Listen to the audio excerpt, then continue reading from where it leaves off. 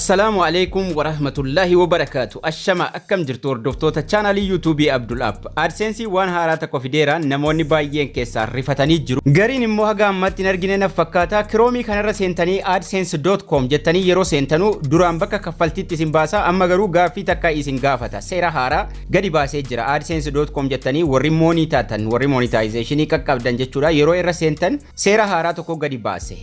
AdSense jechuudha seera haaraa tokko update godhee jira jechuudha. Dear publisher, the AdSense team condition have been updated. Please accept the new terms in order to continue using the AdSense. AdSense seera haaraa tokko fidee jira. Goka haaromsee jira. Please accept the new terms in order to continue using AdSense. AdSense fayyadamuudhaaf seera haaraa kana accept godhi yookaan immoo simadhu nuun jedha. Seerri kun welcome to AdSense lakkoofsa tokko qabe haga lakkoofsa 15 immoo maali fidee jira jechuudha.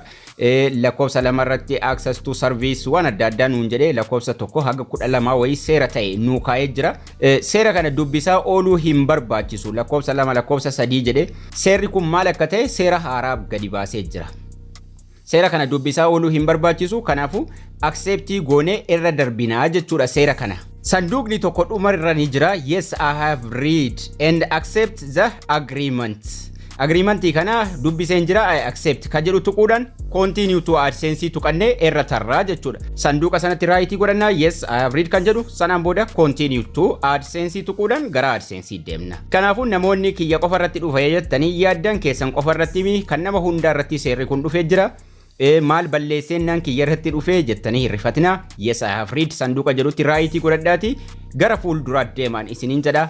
Hirrifatina wanni haaraan baanaan daqiiqaa xixiqqoodhaan illee ta'u fideen isin biraan gaha isiniin jecha barnoonni keenya kana fakkaata. Haga barnoota ittaanu walitti deebinutti turtii gaarii nagayaan tura.